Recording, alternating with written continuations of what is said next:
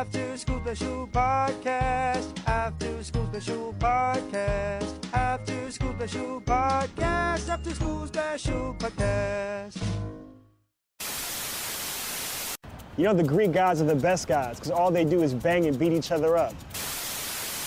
To many of us today who have become bored with the idea of one omniscient, perfect deity, Greek mythology and many others provide us with an interesting set of alternatives.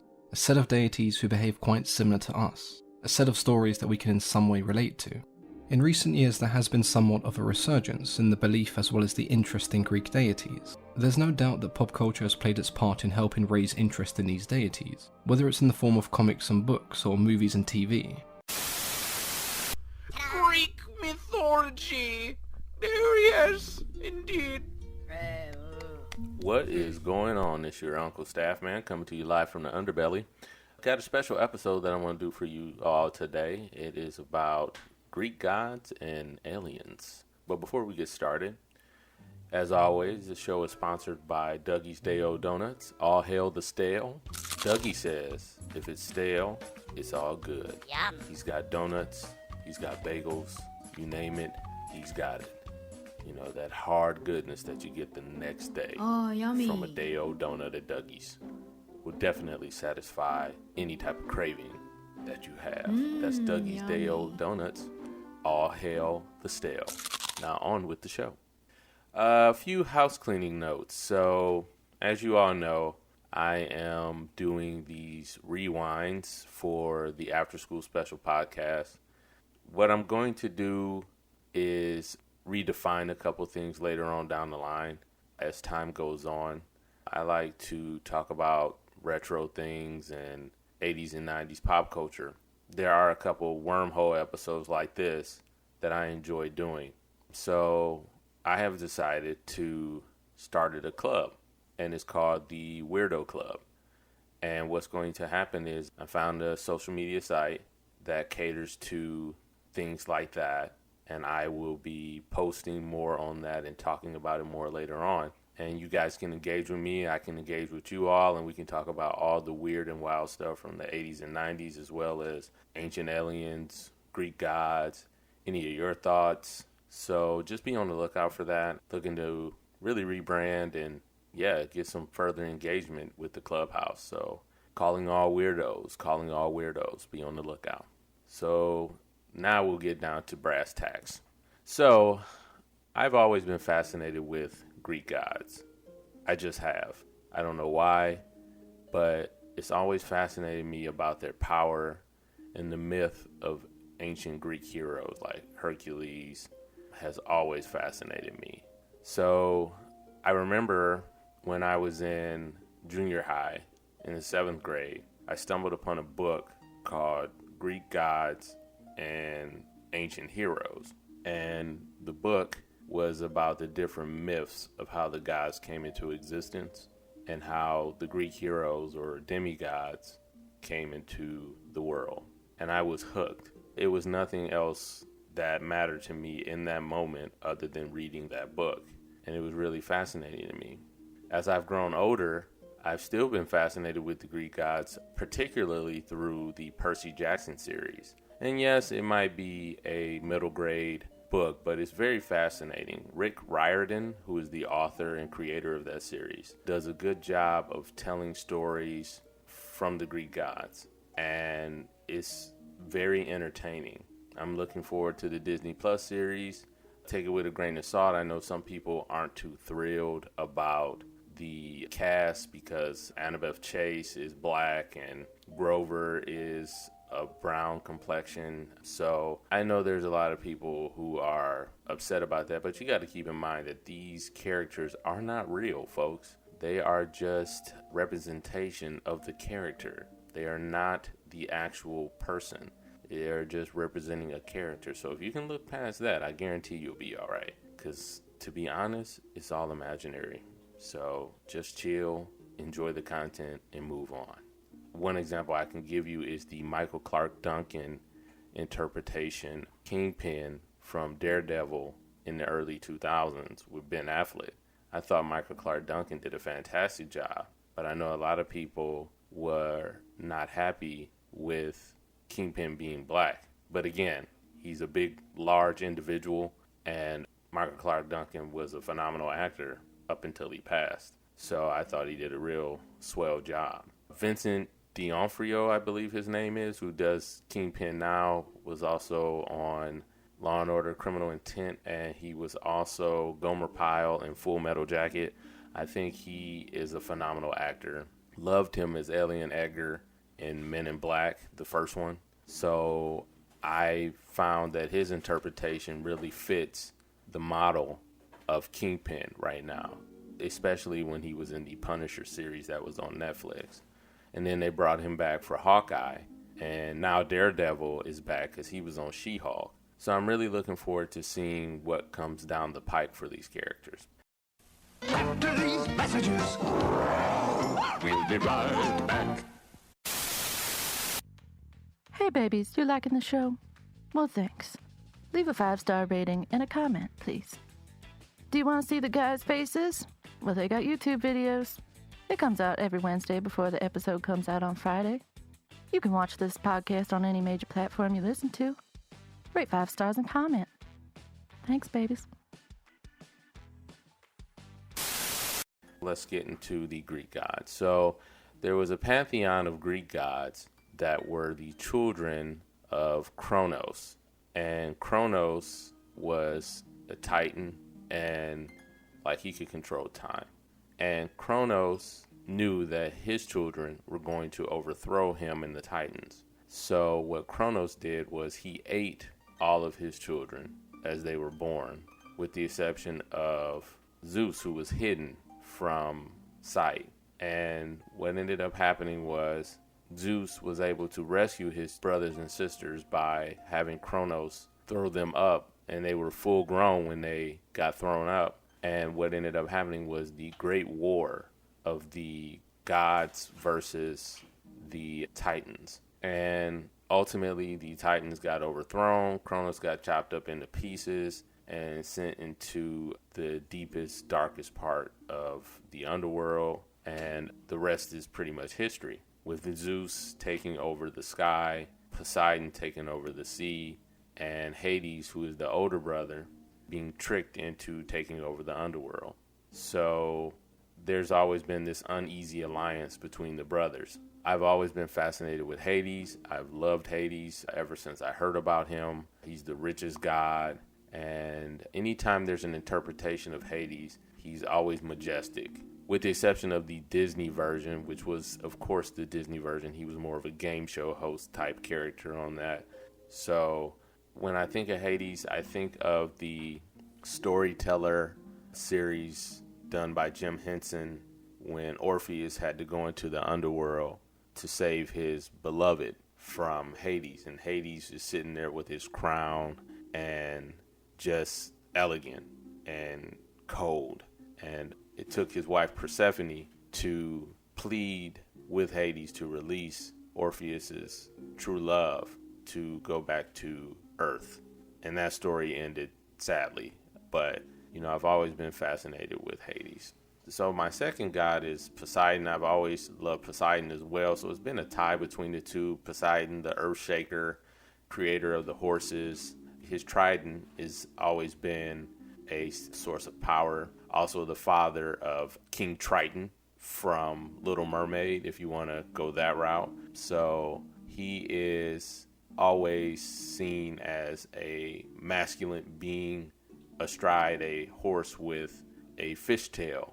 So that's always been his motif. So I'm going to start talking about the alien connection. So first things first, let's go into the origins. So I'm getting this from africaiswoke.com. And the article is, were the Greek gods Anunnaki aliens? Now, Anunnaki should sound familiar to you because that's Mesopotamia.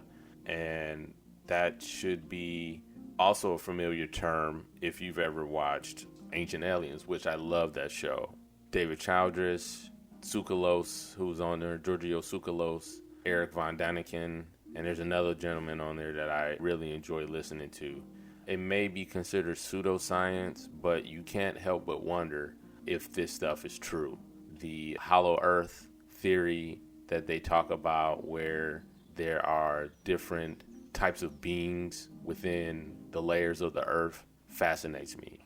You know, the possibility that in another layer of earth there might be unicorns, which I know would make a lot of people happy.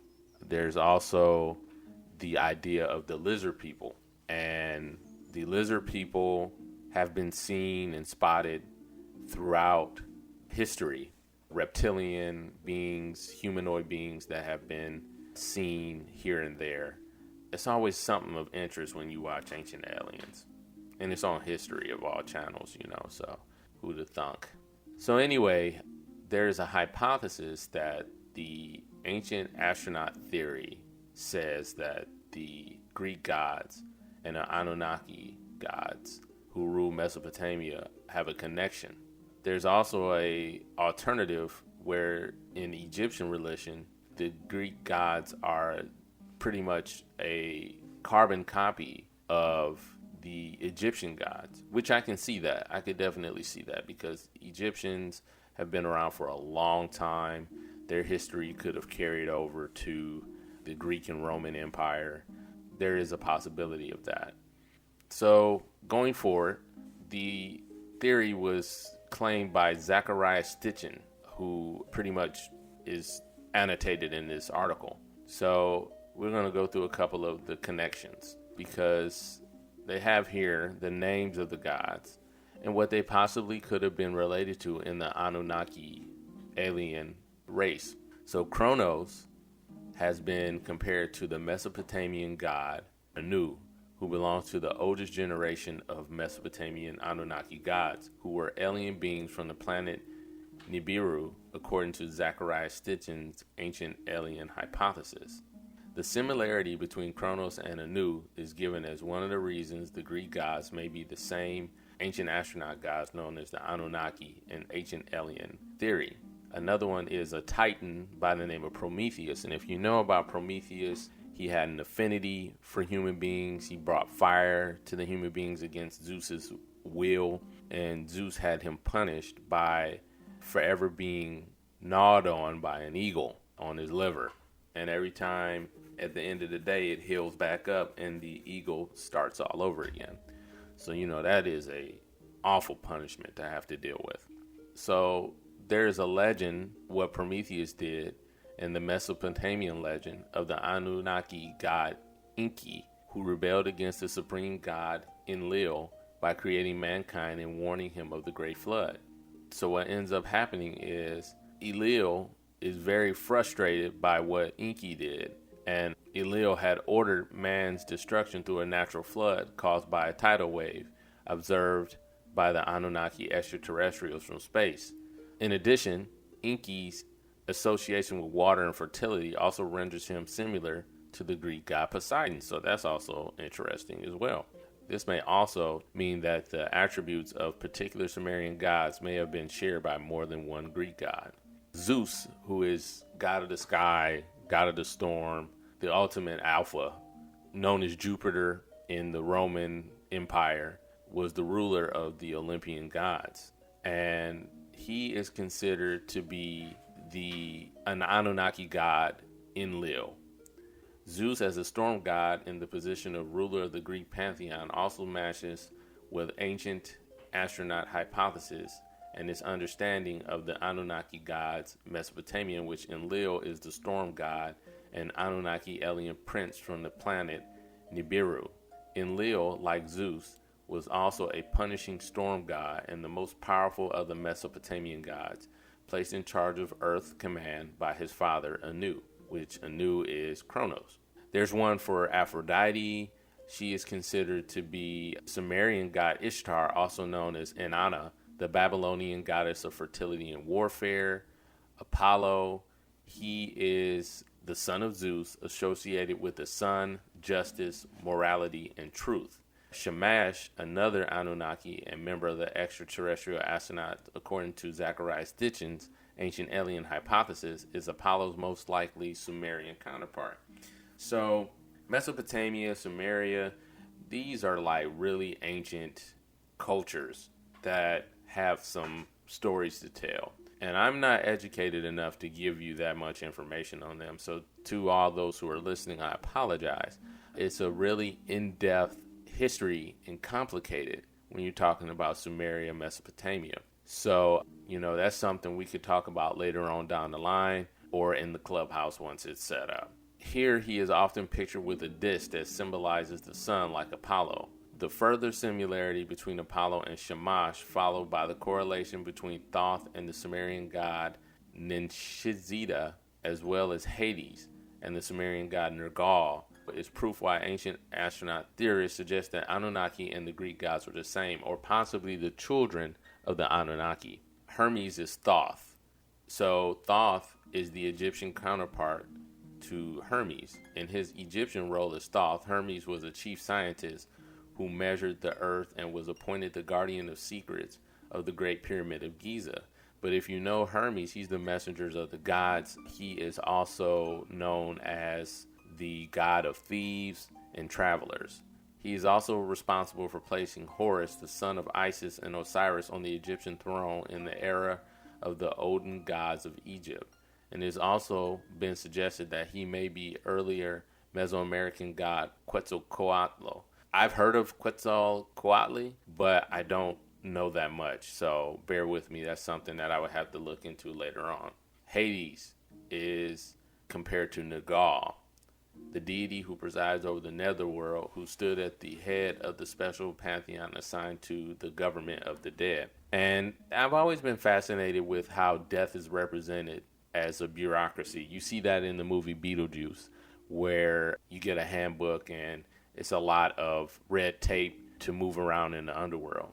It's also seen in Percy Jackson, where there are TSA type lines to get to your reward or your punishment in the underworld.